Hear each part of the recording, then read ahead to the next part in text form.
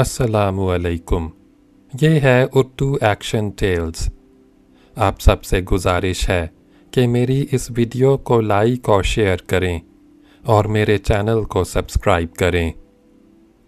یہ ہے خواجہ حسن نظامی کی کتاب بیگمات کے آنسو، جس میں 1857 غدر کی کہانیاں لکھی ہیں اور مغلیہ شہزادوں اور شہزادیوں کے دردناک اور سچے احوال لکھے ہیں۔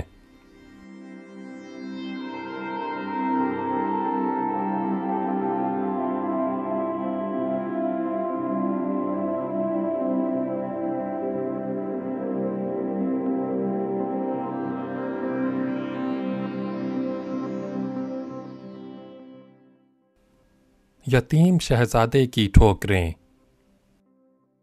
ماہ عالم ایک شہزادے کا نام تھا جو شاہ عالم بادشاہ دلی کے نواسوں میں تھا، اور غدر میں اس کی عمر صرف 11 برس کی تھی۔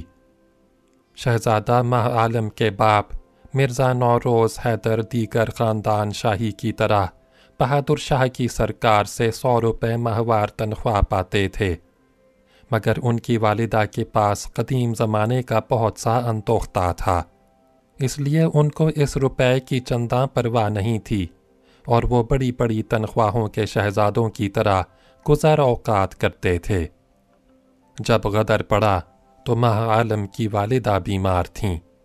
علاج ہو رہا تھا، مگر مرض برابر ترقی کرتا جاتا تھا، یہاں تک کہ عین اس روز جب کہ بہادر شاہ قلعے سے نکلے اور شہر کی تمام رعایا پریشان ہو کر چاروں طرف بھاگنے لگی، ماہ عالم کی والدہ کا انتقال ہو گیا۔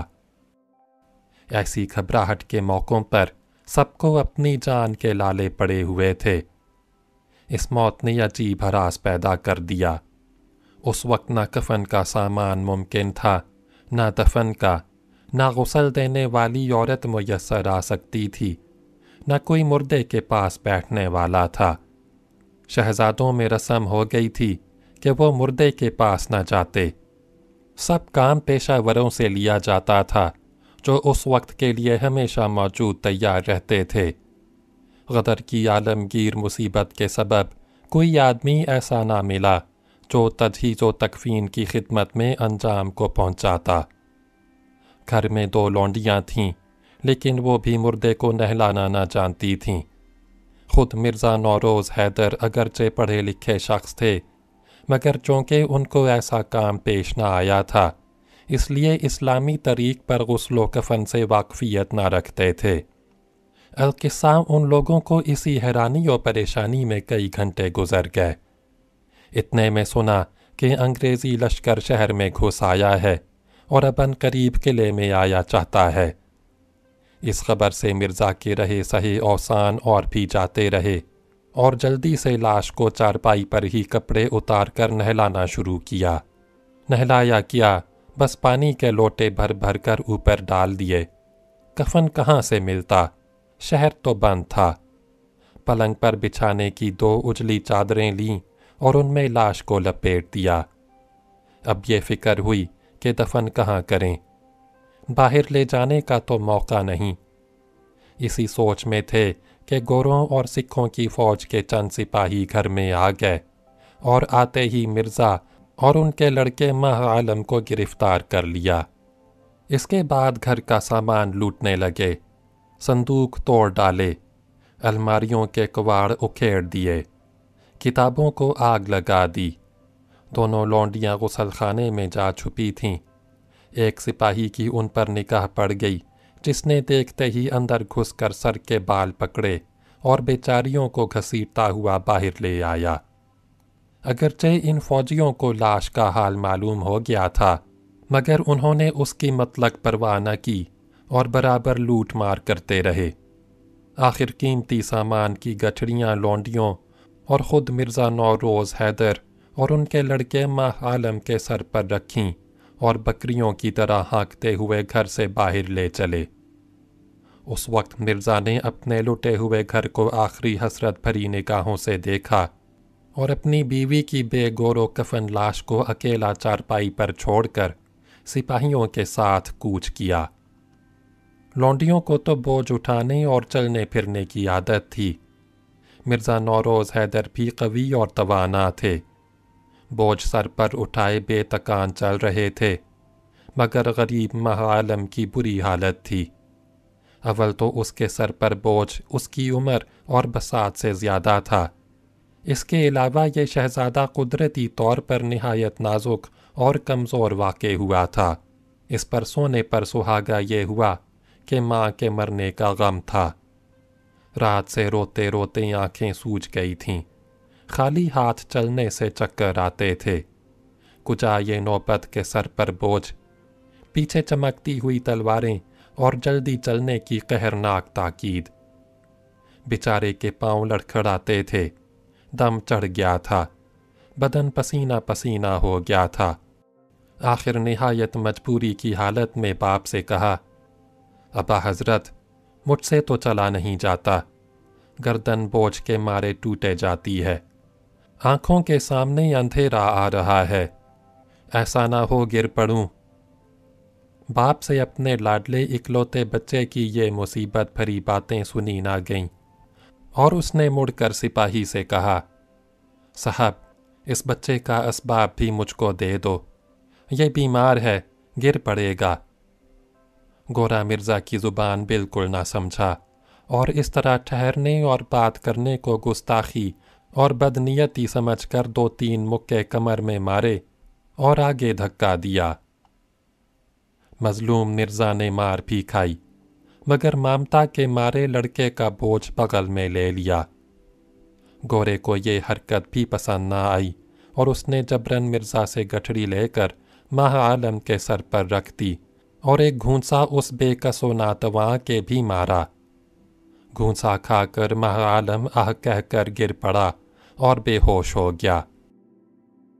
मिर्ज़ा नौरोज़ अपने लख्ते जिगर की हालत देखकर जोश में आ गए और असबाब फेंक कर एक मुक्का गोरे के कल्ले पर रसीद किया, और फिर फौरन ही दूसरा घूंसा उसकी नाक पर मारा, जिससे गोरे की नाक का बांसा फट गया और खून का फव्वारा चलने लगा। सिख सिपाही दूसरी तरफ चले गए थे। उस वक्त फ़कत 2 गोरे उन कैदियों के साथ थे और कैंप को लिए जा रहे थे। दूसरे गोरे ने अपने साथी की ये हालत देखकर मिर्ज़ा के एक संगीन मारी, मगर खुदा की कुदरत, संगीन का वार ओछा पड़ा और वो मिर्ज़ा की कमर के पास से खाल छीलती हुई निकल गई। तैमूरी शहजादे ने इस मौके को गनीमत जाना और लपक कर एक मुक्का उस गोरे की नाक पर भी मारा। ये मुक्का भी ऐसा कारी पड़ा कि नाक पिचक गई और खून बहने लगा। गोरे ये हालत देखकर पिस्तौलो कर्च तो भूल गए और एक बारगी दोनों के दोनों मिर्ज़ा को चिमट गए और घूंसों से मारने लगे। लौंडियों ने जो ये हालत देखी तो असबाब फेंक रस्ते की खाक मुट्ठियों में भरकर गोरों की आंखों में झोंक दी। इस नागिहानी आफत से गोरे थोड़ी देर के लिए बेकार हो गए और उनकी किरच मिर्ज़ा के हाथ आ गई। मिर्ज़ा ने फ़ौरन किरच घसीट ली और एक ऐसा भरपूर हाथ मारा कि किरच ने शाने से सीन तक काट डाला। इसके बाद दूसरे गोरे पर हमला किया और उसे भी ज़िबा कर दिया। उन दोनों को हलाक करके माह आलम की तरफ मुतवज्जे हुए। वो बिल्कुल बेहोश था। बाप के गोद में लेते ही आंखें खोल दीं और बाहें गले में डालकर रोने लगा। मिर्ज़ा इसी हालत में थे कि पीछे से 10-12 गोरे और सिख सिपाही आ गए और उन्होंने अपने 2 साथियों को खून में नहाया देखकर मिर्ज़ा को घेर लिया और लड़के से जुदा करके हाल पूछा। मिर्ज़ा ने सारा वाक़या सच सच कह दिया। सुनते ही गोरों की हालत गुस्से से गैर हो गई। उन्होंने पिस्तौल के 6 फायर यकदम कर दिए, जिनसे ज़ख्मी होकर मिर्ज़ा गिर पड़े और आनन फानन में तड़प कर मर गए। मिर्ज़ा नौरोज़ की लाश को वहीं छोड़ दिया गया और माह आलम को लौंडियों समेत पहाड़ी के कैंप में ले गए। जब दिल्ली की फतह से इत्मीनान हो गया तो लौंडियाँ 2 मुसलमान पंजाबी अफसरों को दे दी गईं और माह आलम एक अंग्रेज़ अफसर की खिदमतगारी पर मामूर हुए, जब तक ये अंग्रेज़ दहली में रहे माह आलम को ज़्यादा तकलीफ़ ना थी, क्योंकि साहब के पास कई खानसामा और नौकर चाकर थे। इस वास्ते ज़्यादा काम काज ना करना पड़ता था। लेकिन चंद रोज़ के बाद ये साहब रुखसत लेकर विलायत चले गए और माह आलम को एक दूसरे अफसर के हवाले कर गए जो मेरठ छावनी में थे। उन अफसर का मिजाज तुंद था, बात बात पर ठोकरें मारते थे। माह आलम इस मारधाड़ को बर्दाश्त ना कर सके और एक दिन भागने का इरादा किया। चुनांचे पिछली रात को घर से निकले। पहरेदार ने टोका तो कह दिया फलां साहब का नौकर हूँ और उनके काम को फलां गांव में जाता हूँ ताकि सवेरे ही पहुँच जाऊँ। इस हीले से जान बचाई और जंगल का रास्ता लिया। छोटी उम्र, रास्ते से बेखबर, पकड़े जाने का खौफ, अजब मायूसी का आलम था। आखिर बहज़ारे वक्त सुबह होते होते मेरठ से 3-4 कोस के फासले पर पहुँच गए। सामने गांव था, वहाँ जाकर एक मस्जिद में ठहर गए। मुल्ला साहब ने सवालात शुरू किए, तू कौन है, कहाँ से आया है, कहाँ जाएगा। माह आलम ने उनको भी बातों में टाला। यहाँ एक फ़कीर भी ठहरे हुए थे। उन्होंने जो माह आलम की शरीफाना सूरत देखी तो मोहब्बत से पास बुलाया और रात की बची हुई रोटी सामने रखी। माह आलम ने शाह साहब को हमदर्द पाकर अपनी मुसीबत की दास्तान अव्वल से आखिर तक सुनाई। शाह साहब ये कैफियत सुनकर रोने लगे और माह आलम को सीने से लगाकर बहुत प्यार किया और तसल्ली की बातें करने लगे। इसके बाद कहा, अब तुम फिक्र ना करो, मेरे साथ रहो, खुदा हाफिज़ व नासिर है। चुनांचे उन्होंने एक रंगीन कुर्ता उनको पहना दिया और साथ लेकर चल खड़े हुए। 2-4 रोज़ तो ये हालत रही कि जहाँ माह आलम ने कहा, हज़रत अब तो मैं थक गया, तो किसी गांव में ठहर जाते।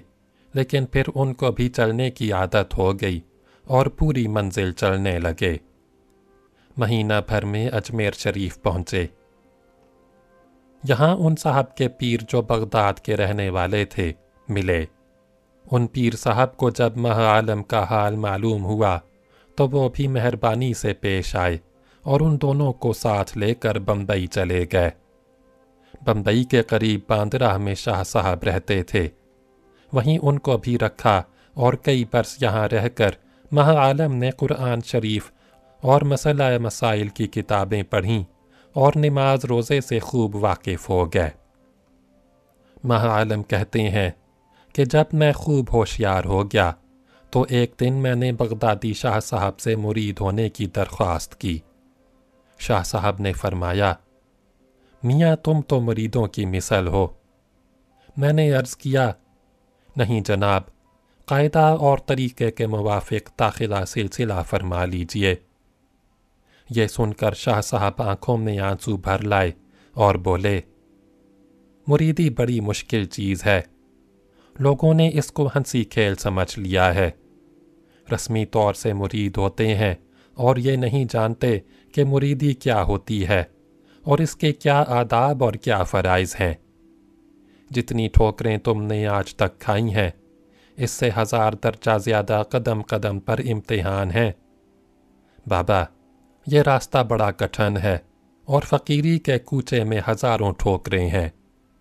आजकल के लोग दुनियावी ख्वाहिशों के पूरा होने के लिए मुरीद होते हैं, हालांकि मुरीदी इसका नाम है कि तमाम ख्वाहिशें और तमन्नाएं मिटाकर पीर का दामन पकड़े, और अगर अज खुद वो ख्वाहिशें ना मिट सकें तो पीर से यही दरख्वास्त की जाए कि पहले वो इंसानी जज्बात को फना करे।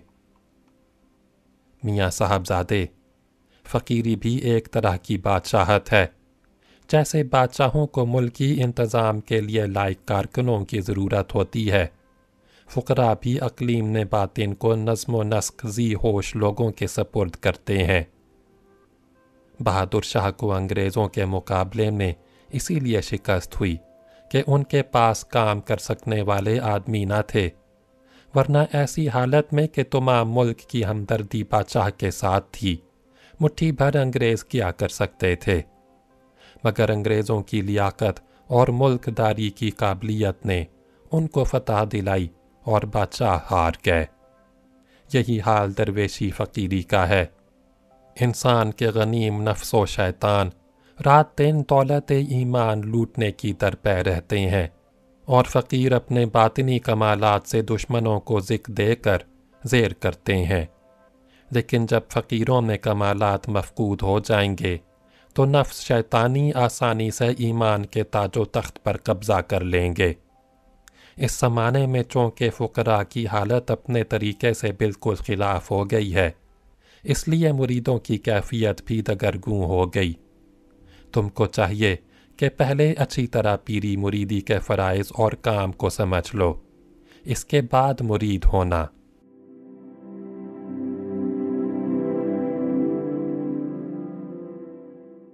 شہزادی کی بپتا اگلی ویڈیو میں سنیں۔